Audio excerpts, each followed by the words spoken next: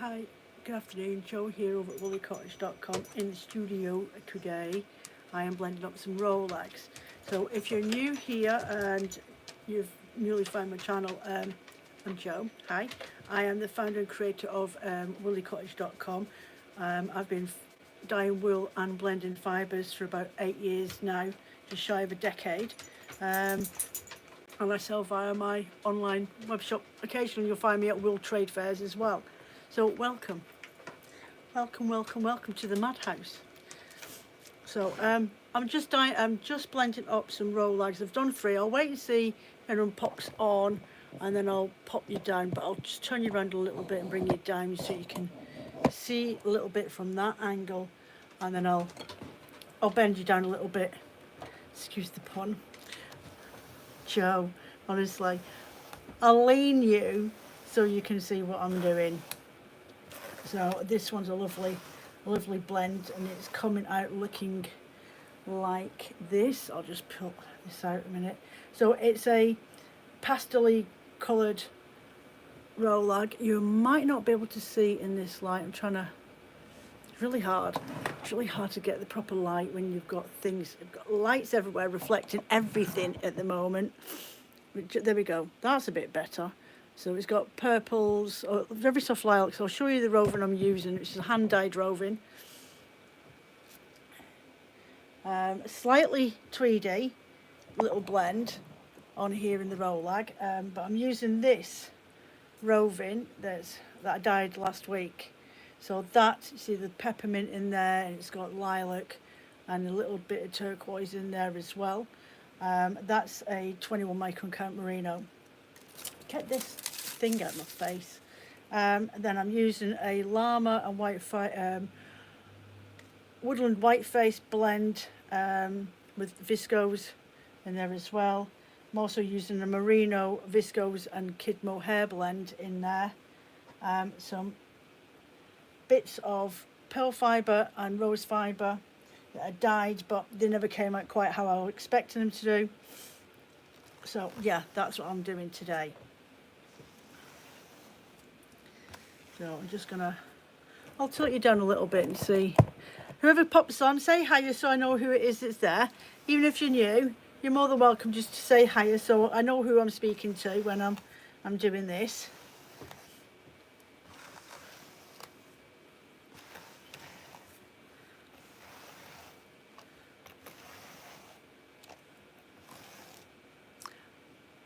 Am I the only one, chicken nugget? No, apparently there's 15 at the moment, but no, you're not the only one. But even if you are, sweetie, don't you worry, you've got me here. So yeah, so I'm just doing some Rolex.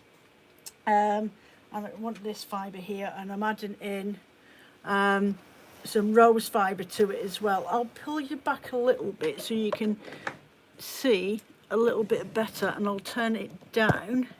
There you go. So you can see what I'm doing. So I'm using hand-dyed rose fibre on this layer here, and I've blended it with some viscose with woodland, whiteface woodland wool, which has been blended with viscose and llama, which is really lovely blend. And then I'm adding in this hand-dyed rose fibre that I had in the pot last week, and it's come out with a bit more of a creamy colour in there with hints of pink in it. So I just want the shine to pop through when I roll it up. So I'll just give it a quick card down. And then I'm going to use some of my hand-dyed roving, which is a 21 micron count merino that I dyed up last week. Actually, I'm going to put in a little bit of this first. This one's kid mohair and merino with viscose blend. So it's got a little bit of tweedy viscose, which is all these colours in here. So there we go. Put that to one side so I can use that in a minute, and I've got some pearl fibre here as well. Then I'm gonna just start blending this down my board. And I'm not bothered about the fact that I've got these different colours, because I quite like that the colours will tie into each other, and it's going to create a pastel-y sort of looking roll lag when it's spun up. And then we're coming into a bit of the green, so I'll just finish with the last of this purple on here, and then the green will start popping through. And it gives it a nice transition through from the colours as well when you're using your own hand dyed. It looks very, very dead. Nobody's chatting.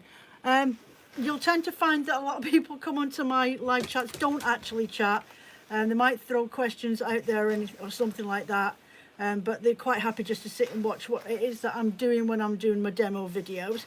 But you're more than welcome to chat with me. I'm quite happy not to be talking to myself, which tends to feel like that quite often. So I've got to finish off this side, but I'm just going to quickly pack it down with my carder.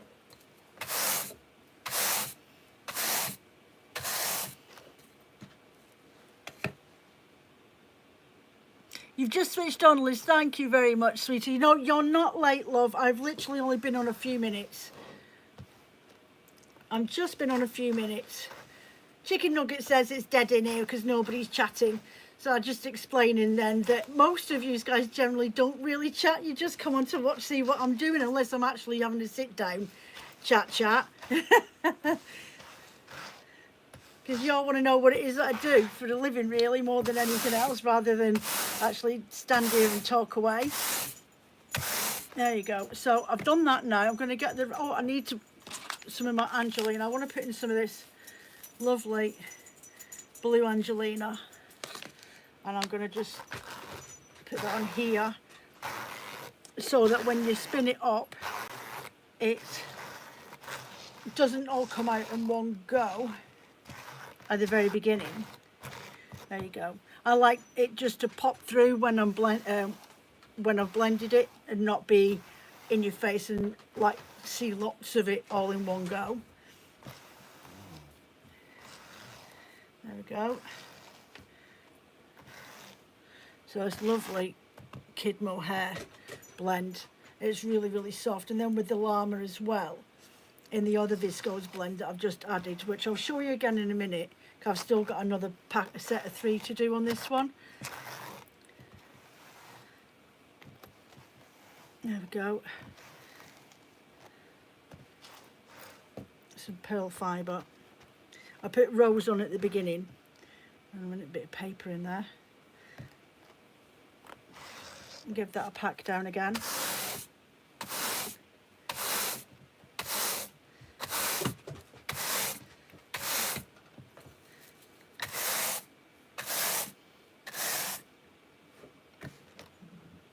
Right, so with the rest of my roving, I'm going to go straight back in here again.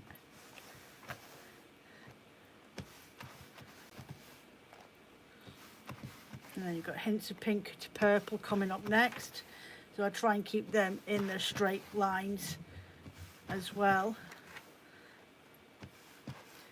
It just makes for a nicer transition.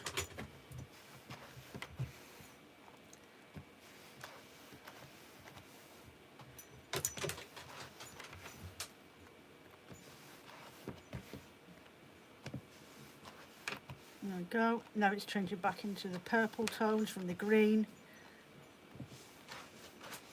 I'm just going to give that a pack down again because it's starting to get really, really full. This is the thing when you're using a mix of hand-dyed fibres with other fibres, because I've washed it, or it's been dyed and it's been washed, it gets its bloom really quite quickly.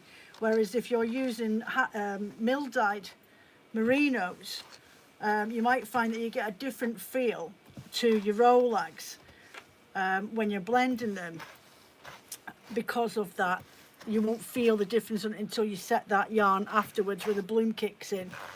But I do use hand-dyed rovings quite a lot in my blends for art bats and in my rovings, in my rovings and my Rolex. It's just the way I like to work. I like to have a ratio of about 70% hand-dyed wool to a merino blend, whether they're 100 gram bats or if they're 150. I just like to make sure that you get the pops of colour from the merino, depending, or the corridor, whatever I'm using. And then sometimes I get, it depends on the look I'm looking for, subtle tones on the hand-dyed rovings that I do, or really bold colours. But that's down to the technique of the way that you use your dye pots, as well as to having that on there. Hiya Anne, morning Joe. Anne here, just parked the shuttle. Oh yeah, park the shuttle, not the car, but your weaving loom. Well, you carry on weaving away while I'm doing what I'm doing. I'm just making up some new roll lags for next week. I've already done one set, which is a really vibrant violet purple on a evening sky sort of look. There's leftover rovings from last week's blends. Well, this weekend's blends. So I had some rovings left over, or parts of them, for another project. And I thought, oh, I'll just get them used up for making rollags.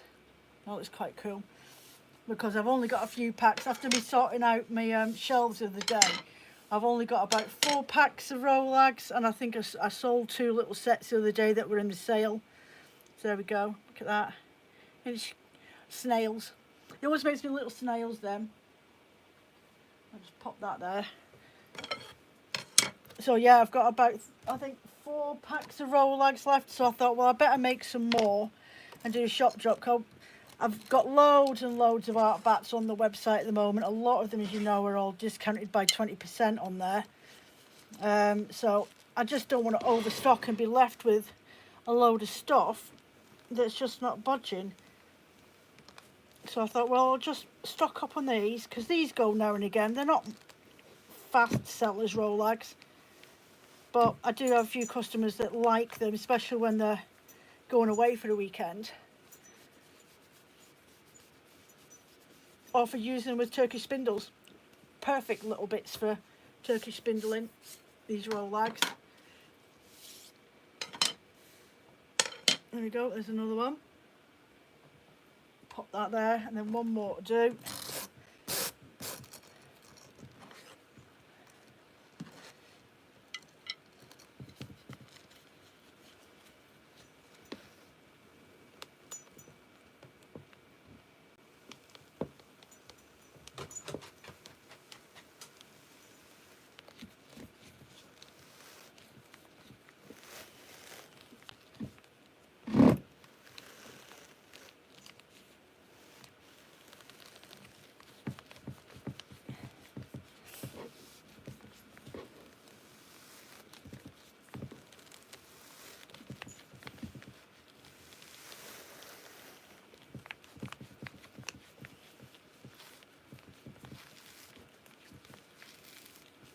There we go. Lovely, lovely little tiny neps. It's not gonna, they're not gonna pop off or anything like that. They'll spin up lovely, and they'll always look really pretty in cardigans. I think these neps are so delicate and soft. I think you've got these slight textures in there. Let's see what you're saying. Hold on a second. Oh, I'll bring these back up. You can't watch and weave at the same time. Joe, you are naughty. I could probably do that. I always have the TV on in the background. I think it's like because I was a single mum with 3 kids, and there was always somebody trying to kill somebody in our house when I was bringing them up. So I used to just tune out completely. So it's like I like noise on in the background. Otherwise, I can't think or concentrate or actually do anything. So I've always got the TV on. Joy of rollags is what you don't have to decide on what you do. Just pick up and spin, more or less. Yeah, exactly. Unless you want a worsted spin, then you can't use them, because you get a woolen spin from your rollags, don't you? So these have turned out quite nice. I like these ones. I've got another 3 I've got to make up, but these are so soft. They are so soft. Let me just turn you around a little bit, then you can get a better. They're really silky. That's why the light keeps bouncing off them so much, because they've got hand-dyed rose fibre in it, hand-dyed pearl fibre in there. It's got llama and kid mohair and tweedy viscose. Not a lot, but just enough to make them pop in there. So they're like those mermaidy colours. And I've done this one, which I'll show you how I did this in a minute, but I've got these teal ones. And I did sage the other day, sedge, an art bat, and this was the leftover for one of those. So a nice gradient fade. So I've done rollags in that one as well. And then I did this one earlier on. These are really loud. Really pretty shell colours. They are very, very pretty looking shell colours. Not flowers for a Monet though, Anne. So I've just done those as well. So there's a pack of those winging their way on the website later on this week. Look, that purple is just so vibrant, isn't it? I think that's called pomegranate. No, she says. I think that's called pomegranate on World of Wool. I'm not quite sure. So I can't remember. Because I do have quite a variety.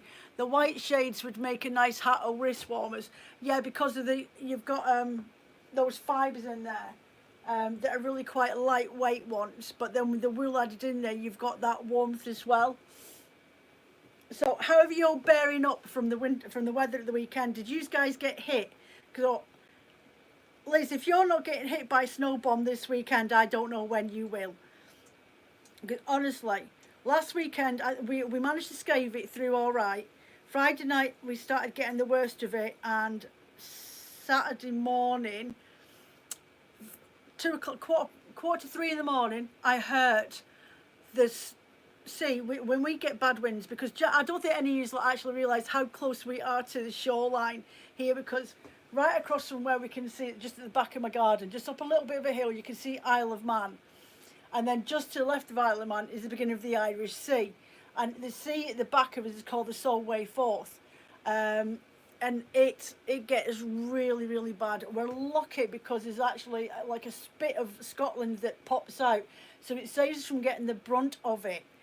Of the weather, but when the weather forecast says you're getting northwesterly winds, you're like, oh God, here it comes, here it comes. The southern light winds are horrible, but the northwesterly winds are the worst because they're coming with this horrible chill factor. No gales in the fens, just rain and sheets of rain. Weather miserable, pretty calm here. Just miserable. So the crash of the waves hitting the shoreline, I hear my house and feel my house vibrate. It vibrates all the way through the land, because the hill at the back of us isn't a proper hill, it's a slag heap. It's a slag heap from the old pits and the chemical plant up the back that used to be there years ago. So yeah, there's no actual proper land foundation that protects where we live. It's slag heap, so when the shore gets bombarded with storm tides, you feel your house shake. And I'm a gable end as well, I'm the last on the row of the village, so we really feel it. And I felt it actually woke me up. It woke me up out of a sleep. I was like, what the hell's that? Like, Joe, you know what it was? But it startles you. And then all of a sudden I could hear the roof. We have a few old slag heaps that are now lovely dog walks. Yeah, ours has got horses on them, but you can see up the back that they're corroding. They're starting to fall down, and that's where the west coast, coast to coast, west coast train line is. Find my words. So that's the Carlisle through to Barrow-in-Furness train line, you see. So yeah, don't want that getting thingy. I'll have to take some pictures of what it looks like at the moment, but you can see tiers of it, and they've had to reinforce it with big boulders because it is corroding. And we're on a strait of land that's sandstone, so sandstone eventually crumbles and disintegrates through time. But the slag heap goes from the back of my garden, because my back garden used to be a clay pit for brickworks, so that's a really strong, really awful nightmare in the garden, because nothing drains away. My house is built on clay. There's no foundations on this house. It's 120 something years old, and there's no foundations. It's literally a couple of bricks on clay bed, and then the floorboard to the living room. They didn't do foundations back then. So yeah, so as you come out of here, that's all slag heap all the way around, all up the back as well. There was apparently, according to my neighbour Millie, when she was still alive, she said when she moved into these houses, and before the trees were up the back here, the back of the gardens, you could see the sunset at night time from the kitchen window. You can't see it anymore. Sounds a lot like your houses, Liz. Yeah, I know, I know. No foundations whatsoever.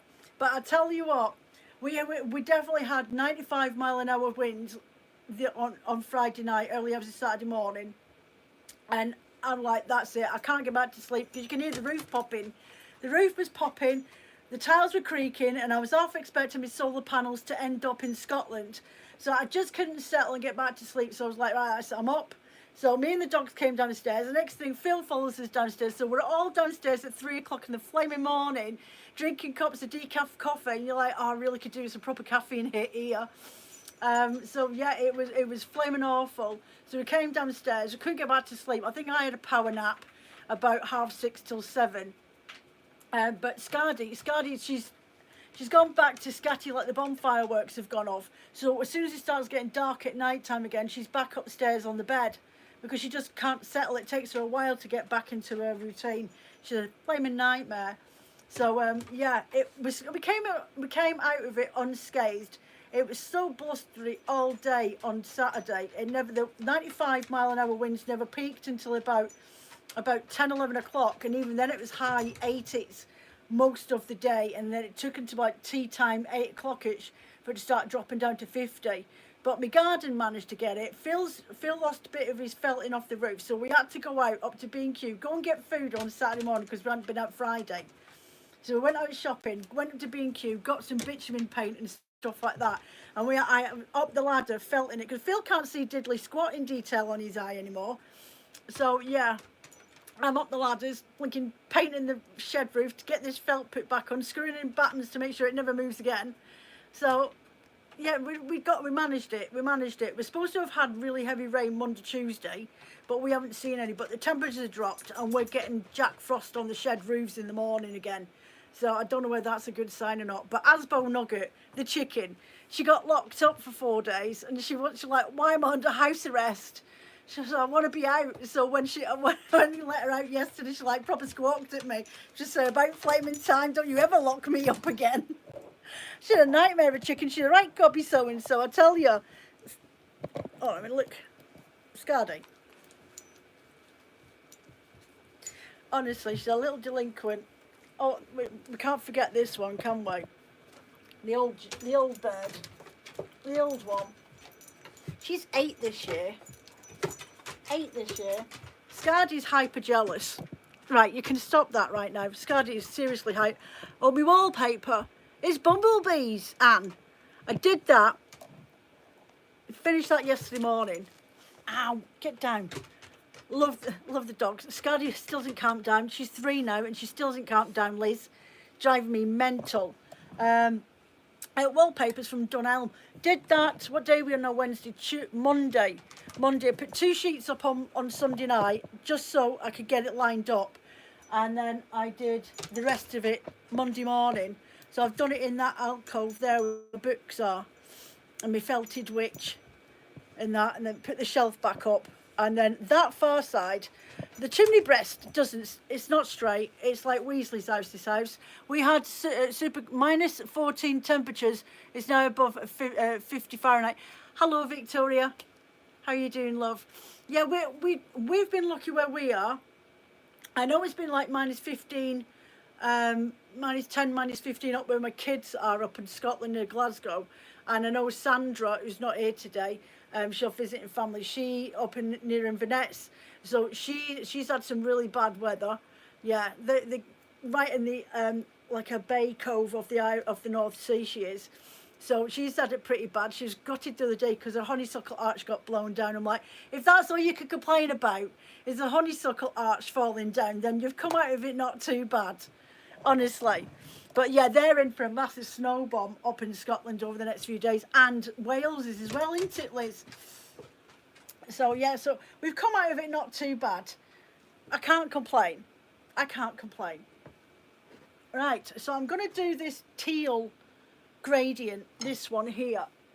The one that goes with the sedge art bat that I did at the weekend. First I heard about snow. Apparently he's got snow coming in.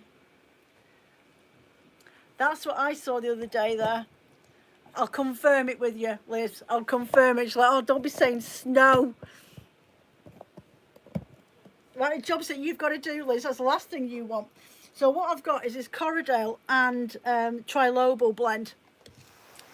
So I'm just going to put all of this on here because I want that to create a lovely continuous colour throughout this gradient blend, because that's what it is. It's using a hand-dyed Andes wool that I have then blended with a superwash merino, and 23 micron count mill-dyed merinos. And then I've got a little bit of bamboo, which I'm going to pop on here now. With lovely dark green bamboo on there. There we go. And then give that a little bit of a pack down if I can remember what I've done with my brush.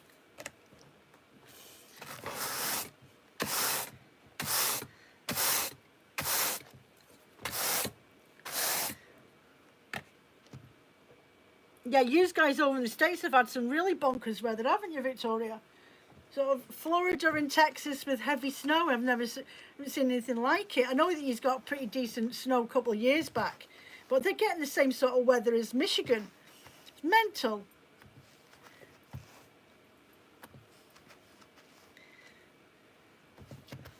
Makes for good watching reels on YouTube, that's for sure.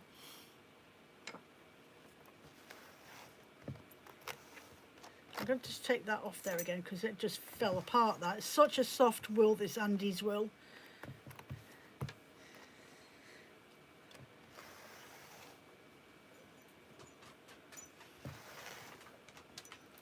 So I'm putting this on first because this is the main colour that I want to show through on the Rolag.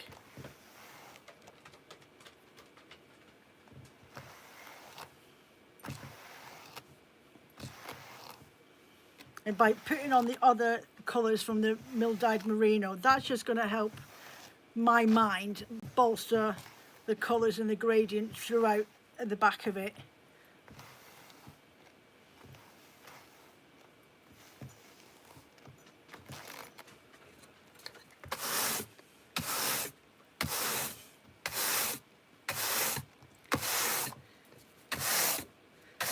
There we go. So I've got this mallard green,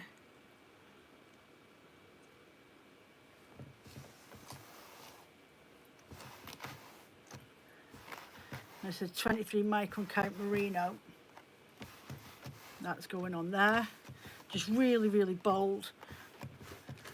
I'm going to put a little bit over this way. Then I have got this lovely marine green. I just wanted something a little bit different because it's supposed to be represent the colours that you see in seagrass and sedge and stuff like that around ponds and stuff, and they all have loads of different colours in them. So I just wanted to create a gradient green that didn't look just really plain, but had other pops coming through it. So you've got a gradient fade with on a hand-dyed wool, which is literally just one colour, and I've done the dye pot ratios. But then I'm doing a gradient fade in the back with these solid colours. And I've got this superwash merino.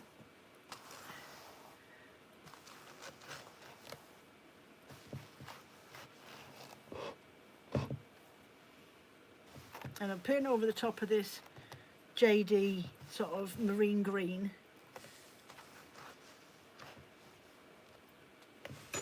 Like so. I just think they look really nice blended together, but I like to overlap the fibres. And then we've got the last of the Andes wool, which I'm going to now put on here.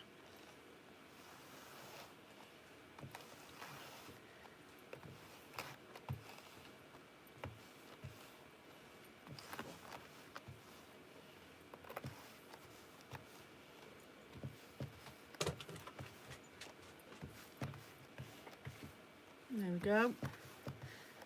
I'm just going to give that a bit of a pack down.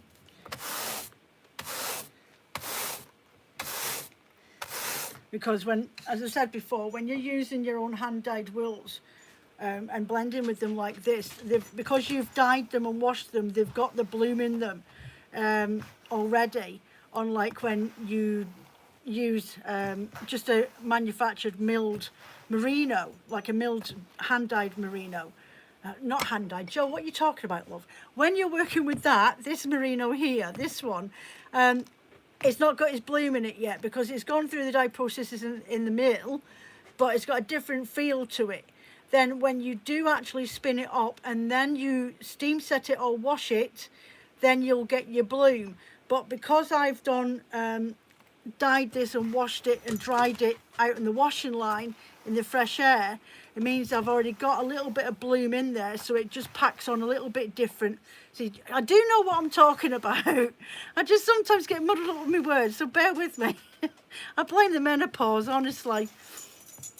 So yeah, so it gives it a different reaction when I'm blending with it, so I just have to keep an eye on it and pack it down a little bit more so I can get it on there properly.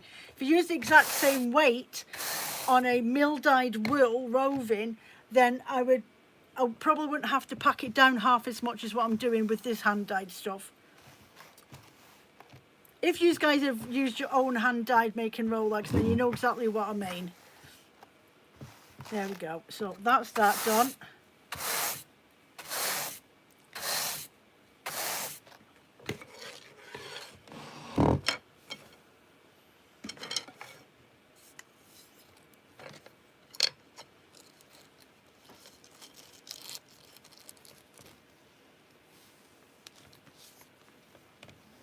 And then just start to get this off. It looks really nice. Pull that down for the teeth at the bottom so it peels off really nicely and evenly. And I'm not gripping this, I'm just curling my fingers around just to give it a bit of a evening on the roll lag. It helps give it a little bit of a sheen and tidies it up because you've got these, sometimes get loose fibres, so you're just packing them all in very gently with your hand.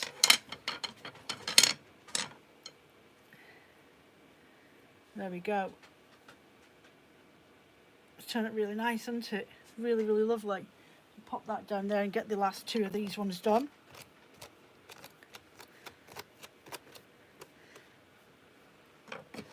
Underneath. If you've got any questions, pop them down. I will catch them. I'm trying to get these last bits. There we go. Put that there. Pull them over. And a little bit of grass in that one. Right, I'm just going to pull that down here a minute.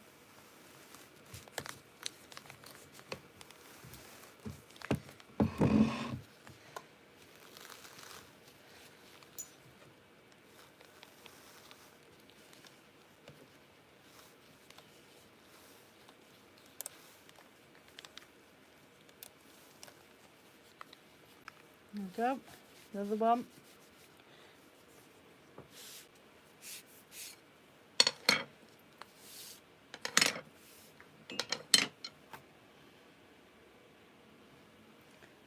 There we go, and the last one, I'm just trying to pick those fibres. There we go, that teal stuff's in there.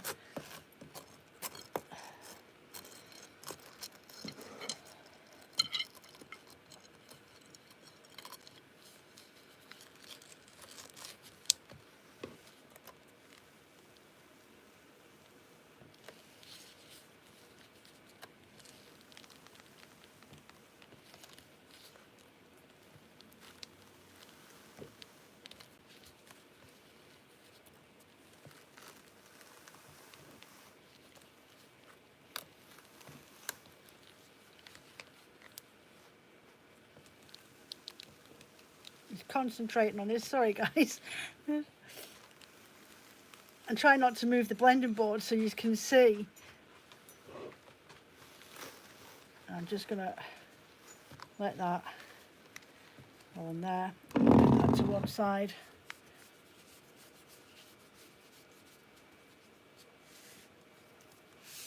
That was a really tight roll like then. There we go. That's really cool. I like that. There we go. One roll like in teal. Move all this gump off the back. Oh. Take that off. Got enough leftover fibre to make a mini bat. Crikey. Right. 1, 2, 3 in that one, and then we've got 1,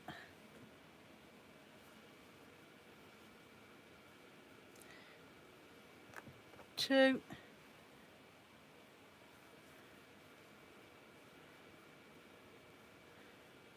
3 in that one, and then the last one that I did, well, I say the last one, the one that I did when you guys were all getting up to no mischief at home, I got these ones done. So these are really quite bold.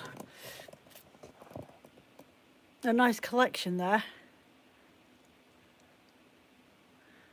Really nice. I love the purple ones. I actually like them all today, but the white ones aren't white, they're actually a pastel colour, but they'll be on the website next week. So yeah, there we go. Do you know, I lost where I was going then. Lost where I was going. So I've just got those 3 of this one to do, which is the whitish one. So I've got that one to get done this afternoon. Dark move, watch out the way, love. And then those will be on the website on Sunday. The green one's lovely too, but you love green anyway, Liz. You're biased to green. I have got some, where is it? Get down off me, you dozy dog. I've got this, which is Galway wool. So I might use that in a blend. I might even do it as different colours. I don't know, we'll see. I've got that Galway to do, because I haven't made any Rolex up in this new wool yet. I said Donegal last week, it wasn't Donegal. Hormone brain, it was Galway wool that I've managed to get my hands on. So yeah, that's what I've been up to. Honestly, sometimes I should just not bother getting out of bed. I don't know how you lot all feel, but that's how I feel sometimes. It's exactly how I feel, especially at the moment, honestly. And I'm dreading it because the clocks change again at the 30th of March. And I'm like, that doesn't even feel that long away, really. I'm feeling I really suffer with the clocks change in the spring. It takes me a while to sort of get into the flow of everything. Nightmare. So that's what we've got at the back of us. Look at that. I've changed up my wool, so we've got all blues and everything down the bottom shelf. I've got loads of spin packs. Where do you source the Galway? World of Wool is their new one. I'm going to do a little breed study over on my Patreon for that one, just to talk about it, because they're quite an interesting breed. But the Galway one, you can get it. It's a brand new wool that they've managed to get. It's from a Galway Breeders Association. They've put together a cooperative over in Ireland, and they are, yeah, so they're selling it now as a stock, and World of Wool have managed to get their hands on some. Loving the blues and greens. Yeah, you behind me, yeah. And then next to that, will you include the Andes fibre? The Andes fibre. You've lost me, Anne. You've lost me. Include the Andes fibre. But this one, this is going on the website. That's Andes, and there's actually, that's Sedge. Well, it's called Sedge Wizard, I've got it down, but I've got a Sedge Bat in the same blend as that on the website at the moment. I post them all at the weekend. I put up my listings on Sunday. I've only been putting small amounts on at the moment because I've got that lot to get shifted. And I would say 60% of that's reduced at the moment, 20% off. So you've got the blues here, and then you've got, I've got loads of these still available. My art bat spin set. So the blended art bat, and then the corresponding roving that goes with them.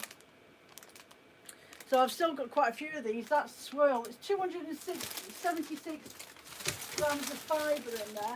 So I've still got quite a few of those, and I put an absolute ton over there in that far corner.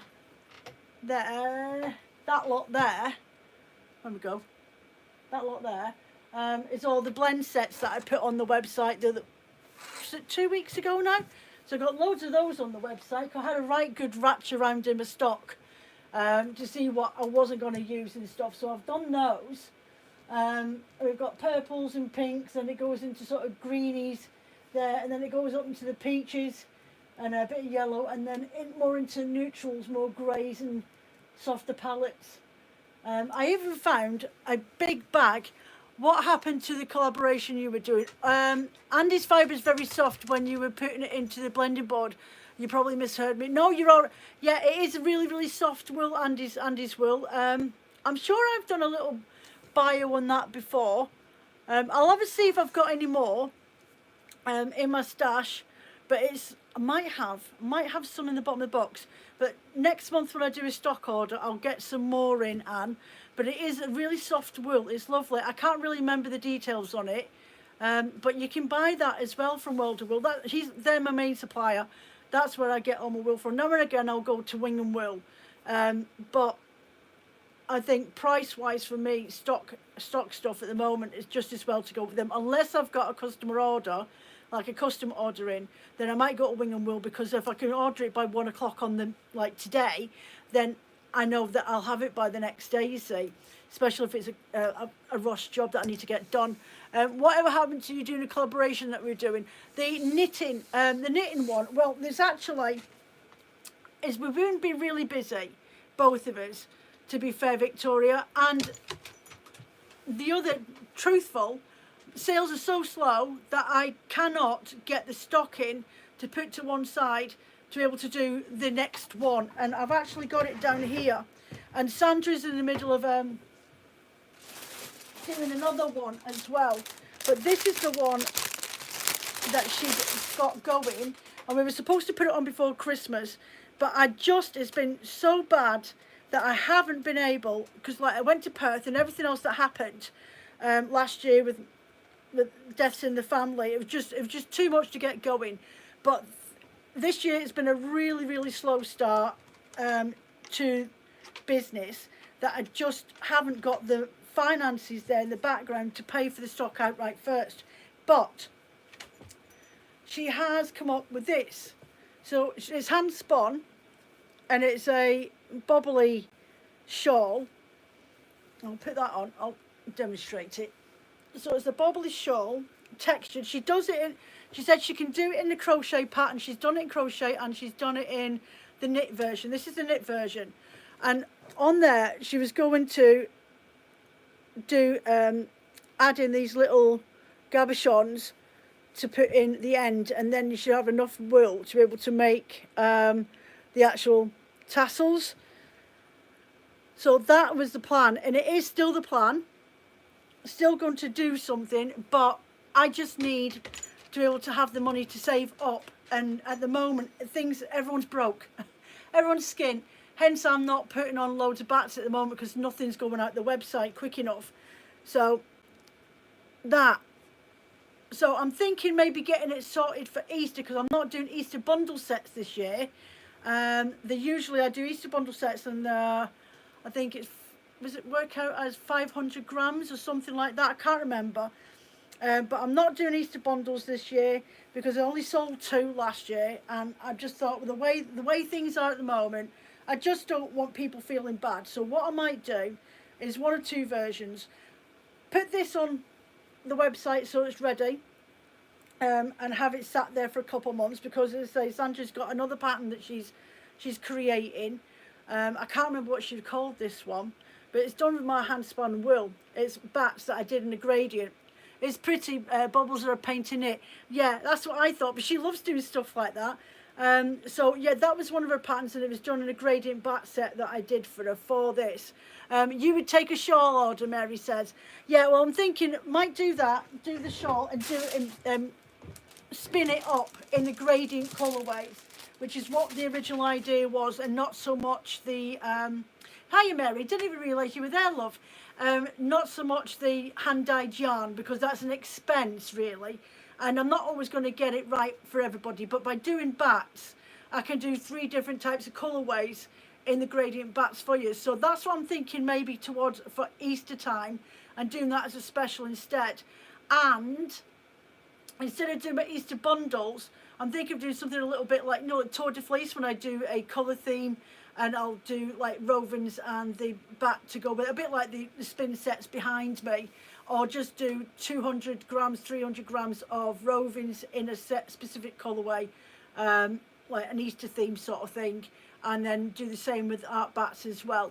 So I'm thinking of doing that and then putting that out there, and if they go, they go, if they don't, they don't, but I can do that as pre-order, and I think that's the way I'm going to have to go with these, is put them as pre-order for the shawls so I can get everything in, and then you're literally just paying for what you're paying for really at the end of the day. But then I know where I am figures wise, and not buying in too much stock and it'll get used eventually, but if I'm buying it specifically for something, because when if I'm dyeing up different colour gradients, then I'll be getting in mildew in the background or different blends to go with those that I wouldn't necessarily go to in the future, unless it's for a custom order and that's what they wanted. So it's a bit hard at the moment. I cannot judge this year at this moment. We're still in January, so it's always a bit of a sluggish month. Next month goes really quickly because it's a 28-day month, which is always a blessing in disguise. And before I know it, I'm going to be knee-deep in the garden digging out my pond. I need to extend it this year.